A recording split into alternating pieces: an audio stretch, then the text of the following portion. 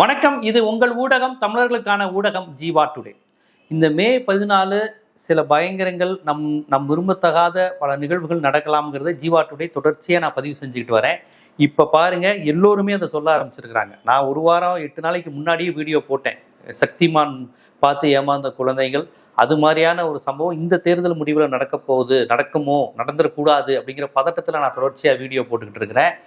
அதை நீங்கள் எந்த அரசியல் கட்சி சார்பு நீங்கள் என்ன வேணாலும் அதை நினச்சிக்கோங்க. நம்ம குழந்தைங்க, நம்ம இளைஞர்கள் உயிர் முக்கியம். அந்த குழந்தைங்களுக்கு அரசியல் அறிவு போதாமல் இருக்குது, அரசியல் முதிர்ச்சி இல்லை. இதை நம்ம வருத்தத்தோடு ஒத்துக்கணும். அதுக்கு யார் காரணம், அந்த ஆய்வும் நம்ம செய்யணும். ஆனால் தயவு செய்து மே 4ஆம் தேதி 18, 20, 21 வயசு குழந்தைங்க, என்னடா அது 18, 20, 21 வயசுலாம் குழந்தையா ஜீவான்னு நீங்கள் கேட்குறது புரியுது. என்ன செய்ய, அப்படி தானே இருக்கிறாங்க. அதனால் ஏன்னா ஒருத்தர் நான் விஜய்க்கு ஓட்டு போடலன்னு எங்கள் அப்பாவை நான் ரோட்டில் படுக்க வச்சிருக்கேன்னு ஒரு வீடியோ போட்டு பெருமையாக அதை பதிவு செய்கிறாரு. ஒரு குழந்தை மொட்டை போட்ட ஒரு குழந்தை விஜய் மாமா ஜெயிக்கணும் ஐயோ அப்படின்னு 4 வயசு குழந்தைக்கு என்ன அரசியல் தெரியும்னு தெரியல. அதை அளவிட்டு விஜய் மாமா ஜெயிக்கணும்னு சொல்லி வீடியோ போடுறாங்க.